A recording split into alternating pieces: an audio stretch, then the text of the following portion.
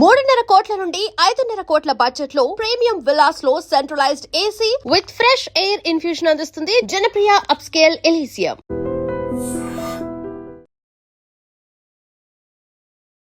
నమస్కారం, welcome to I dream. ధర్మ మార్గం విత్ విజిత కార్యక్రమానికి స్వాగతం.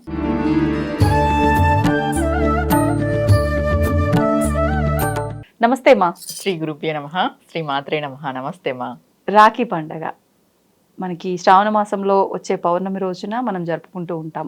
ముఖ్యంగా ఇది నార్త్ వాళ్ళు ఎక్కువగా జరుపుకుంటూ ఉంటారు. అంటే అసలు నిజంగా మన శాస్త్రంలో ఉందా ఈ పండగ గురించి, ఏ విధంగా ఈ పండుగను జరుపుకోవాలి అంటే ఇంత పెద్దగా అడుగుతున్నాను అనుకోకపోతే చాలా డౌట్స్ ఉన్నాయి. వాస్తవానికి ఈ మధ్యకాలంలో వెళ్ళి కట్టే విధానం కన్నా కూడా ఎవడెళ్తాడులే అని చెప్పి కొరియర్లో పంపించే విధానాలు ఎక్కువగా చూస్తున్నాము. అటువంటి దానికి అసలు అర్థం ఉందంటారా? మీరు అన్నట్టుగా కొరియర్లో పంపించే బంధాలు కొరియర్ లాగానే ఉంటాయి. అంటే అంతే కదా, ప్రేమ ఆప్యాయతలు ఉండవు ఇంక అక్కడ. ఇప్పుడు మన శాస్త్రంలో ఉంది ఇది. రాఖీ పౌర్ణమి అని అంటే ఒక అన్న కానీ ఒక తమ్ముడు కానీ వాళ్ళ యొక్క చెల్లెలకు కానీ అక్కకు కానీ రక్షగా ఉండాలనేది మనకు తెలుసు విషయం. రక్షాబంధం అంటారు. ఇక్కడ రక్షాబంధన్ అంటే అన్న తమ్ముడు చెల్లెలకి రక్షగా ఉండే విషయం కాదు.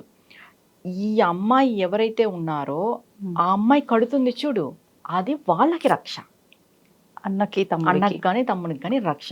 ఒక అన్న కానీ తమ్ముడు కానీ వాళ్ళ జీవితాల్లో ముందుకు రావాలి అంటే ఆడపిల్లలు ఉన్న వాళ్ళు ఖచ్చితంగా రాఖీ కట్టించుకోవాలి. ఖచ్చితంగా మీరు వెళ్ళన్నా కట్టించుకోండి, లేదా వాళ్ళని పిలిపించుకోవాలన్నా కట్టించుకోండి. మీరు అన్నట్టుగా కొరియర్లో అయితే కొరియర్ లాగానే ఉంటుంది పరిస్థితి కూడా. ఉన్న విషయమే చెప్తున్నా నేను. ఇప్పుడు ఇది ప్రేమ, ఆప్యాయత, అనురాగము, బంధాలు ఇంకా బలపడ్డానికి. మన శాస్త్రాలలో ఏ పండుగలు వచ్చినా బంధాలు బలపడ్డానికే వస్తాయి. ఇప్పుడు సత్యనారాయణ వ్రతం భార్య భర్తలు ఇద్దరు కలిసి చేస్తారంటే వాళ్ళిద్దరి మధ్య అన్యోన్యత పెరగాలని చేస్తారు. పెళ్ళైన కొత్తలోనే చేపిస్తారు. ఎందుకు?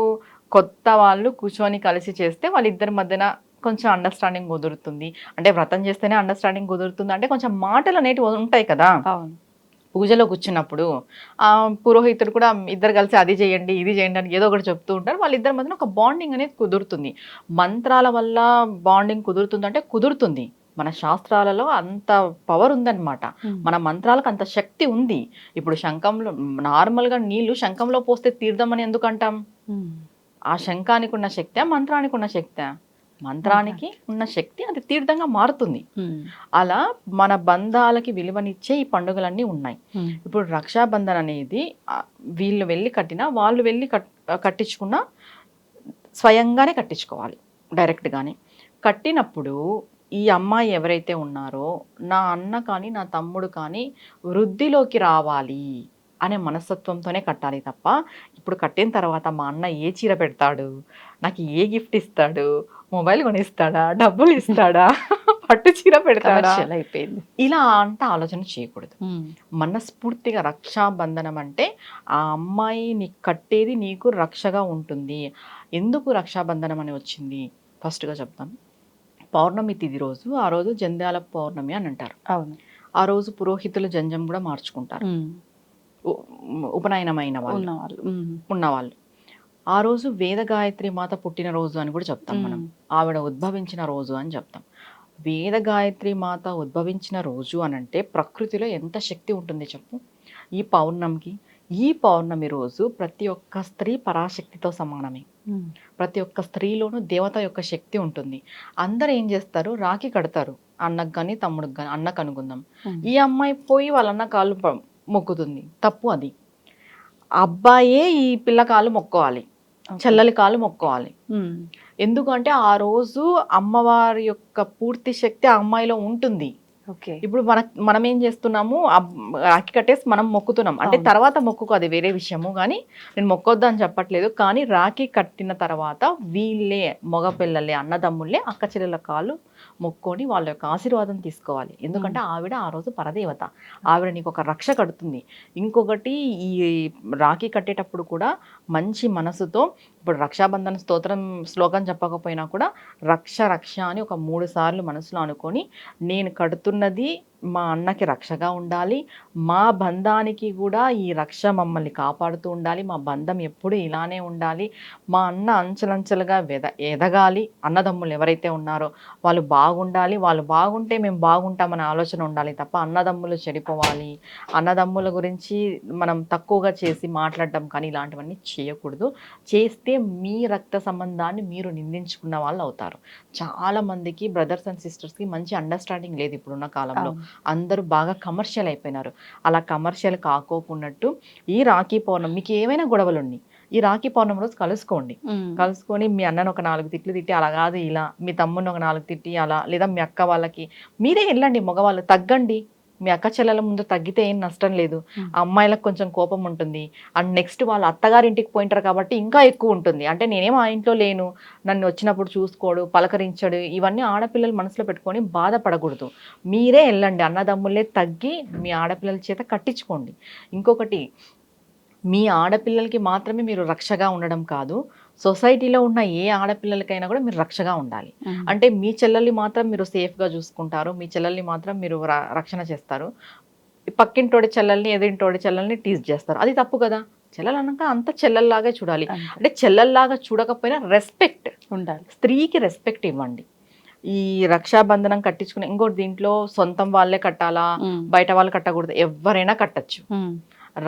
ఆ రోజు మనం రక్షాబంధనం కడుతున్నాము అనంటే వాళ్ళకి రక్షగా ఉండాలి, వాళ్ళ జీవితంలో ఎటువంటి ఆటంకాలు ఉన్నా కూడా వాటిని అధిగమించి ముందుకు పోవాలి. మనం కట్టిన ఒక తాడు, రాఖీ ఏదైనా కానీ వాళ్ళకి రక్షగా ఆ రోజు పనిచేస్తుంది. దాన్ని అది రక్షాబంధనం అన్నారు. వాళ్ళు ఇంకొకటి అన్నా చెల్లెల యొక్క బంధానికి ఒక రోజు, ఒక పండుగ. ఈ రిటర్న్ గిఫ్ట్స్ దాని గురించి ఎక్కువ ఆలోచించుకోకున్నట్టు మీ అన్న స్తోమత తగ్గట్టు మీకు ఏమిస్తే అది మీరు కూడా మనస్ఫూర్తిగా స్వీకరించండి.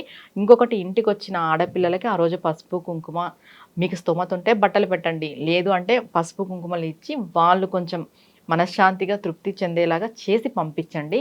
ఎవరు కూడా ఆడపిల్లల్ని ఇబ్బంది పెట్టద్దు. ఆడపిల్లల్ని ఇబ్బంది పెట్టిన వాళ్ళు ముందుకు వచ్చినట్టు చరిత్రలోనే లేదు. ఇప్పుడు చాలా మంది కొంచెం దూర ప్రాంతాల్లో ఉంటారు, అదే రోజున రాలేకపోతుంటారు, నెక్స్ట్ డే కూడా రాఖీ కట్టుకోవచ్చా? కొంతమంది దూర ప్రాంతంలో ఉండేవాళ్ళు ఈ రాఖీ పౌర్ణమి నుండి నెక్స్ట్ రాఖీ పౌర్ణమి వరకు కూడా కట్టుకుంటారు. నెలంతా కూడా, అంటే కొంచెం దూర ప్రాంతంలో ఉంటారు, ఆ రోజుకి వాళ్ళు రాలేరు. కొంతమంది అమ్మాయిలకి ఏదైనా ప్రాబ్లం ఉండి కూడా రాలేకపోవచ్చు, ఏదైనా ఇష్యూ అయిండొచ్చు. ఇంకొకటి ఏంటంటే, ఈ రాఖీ కట్టే రోజు ఇంట్లో పూజ చేసుకొని ఫస్ట్ దేవత ఆరాధన చేసి అన్నయ్యని కానీ తమ్ముడిని కానీ కూర్చోపెట్టి ఫస్ట్ బొట్టు పెట్టి వాళ్ళకి, తర్వాత స్వీట్ తినిపించి, దాని తర్వాత రాఖీ కట్టి చేతికి కట్టిన తర్వాత వాళ్ళకి హారతి ఇవ్వాలి. హారతి ఇచ్చిన తర్వాత మీరు చేతిలో అక్షంతలు అనేటివి పట్టుకోవాలి. ఆడపిల్లలు చేతిలో అక్షంతలు తీసుకొని వాళ్ళు ఎప్పుడైతే హారతి ఇచ్చిన తర్వాత ఈ మగవాళ్ళ అన్నదమ్ముళ్ళు వచ్చేసి ఆ అమ్మాయి యొక్క పాదాలకి దండం పెట్టుకొని ఆశీర్వదించమని కోరాలి. ఇప్పుడు ఈ అమ్మాయి మనస్ఫూర్తిగా ఆశీర్వదించిన తర్వాత ఏవైనా గిఫ్ట్స్ ఉంటే గిఫ్ట్స్ ఇచ్చుకోవచ్చు. తర్వాత మీరు కూడా మీ అన్న పసుపు కుంకాలు వాళ్ళు ఇస్తారు కదా, పసుపు కుంకం ఇచ్చినప్పుడు మీరు కూడా మీ అన్న తమ్ముళ్ళ యొక్క ఆశీర్వాదం తీసుకొని మీరు వెళ్ళొచ్చు. ఇంకొకటి, మీరు అన్నట్టుగా ఇది నెలంతా కూడా కట్టుకోవచ్చు. ఒకవేళ మనకి పౌర్ణమి రోజు మనకి కుదరదు అని అంటే నెలంతా కూడా కట్టుకోవచ్చు. కంపల్సరీ వెళ్ళి కట్టండి. ఇప్పుడు చాలా మంది అన్న చెల్లెళ్ళు, అక్క తమ్ముళ్ళ యొక్క బంధానికి ప్రతీకే రాఖీ, కానీ కూతురు తండ్రికి గడుతుంది, తాతయ్యలకు గడుతుంది. అంటే రిలేషన్ ఏదైనా సరే అక్కడ ఒకరికొకరు ఆ ఇంట్లో ఉన్న సభ్యుల వరకు రాఖీ కట్టుకోవడం అనేది ఎక్కువగా గమనిస్తూ ఉన్నాం. అలా కట్టచ్చు అంటారా? అది రక్షాబంధనం. రక్షాబంధనం అంటే అందరికీ రక్షణే.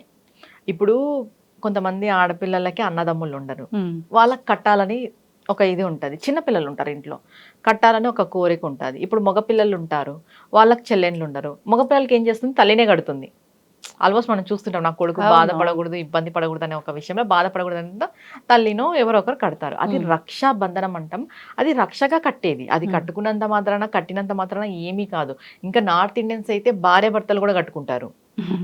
ఇప్పుడు మన దగ్గర అయినా కట్టుకుంటారు, కొరియర్లో పంపించింది భార్య కదా, భర్త కట్టాలి. అవును, భార్య భర్తలు కూడా కట్టుకుంటున్నారు స్వయంగా. అంటే మీరు కొరియర్ విషయం పక్కన పెడితే స్వయంగా కూడా నార్త్ ఇండియన్స్ భార్య భర్తలు కూడా కట్టుకుంటారు. అది రక్షాబంధనం అంటే వాళ్ళు అది ఆ కట్టే తాడుని రక్షగా భావిస్తున్నారు తప్ప ఇక్కడ అన్నా చెల్లెల, భార్య భర్త, తల్లి కొడుక అనేది కాదు. రక్షాబంధనం అంటే నేను కట్టిండేది అవతల వాళ్ళకి రక్షగా ఉండాలి, వాళ్ళు రక్షింపబడాలి అనేసి యువతల వ్యక్తి కడుతున్నారనే భావనతో నార్త్ సైడ్ వాళ్ళు భార్య భర్తలు కూడా కట్టుకుంటారు. ధన్యవాదాలమ్మా. నమస్తే అమ్మా. And for more videos, Please subscribe to iDream. Please subscribe to iDream. Please subscribe iDream. and please subscribe to iDream. For more videos, subscribe to iDream. please like, share and subscribe to the channel. Congratulations, iDream. Subscribe to iDream. Subscribe to iDream. So subscribe to iDream Media. iDream की iDream team अंदर की huge congratulations. Please subscribe iDream Media. Please subscribe to iDream. Subscribe iDream. Please subscribe to iDream. iDream అంటే నా కళల ఛానల్ను subscribe చేసుకున్న నోరు తిరుగుతలేదు, మీరైతే గంట గుర్తు కొట్టు.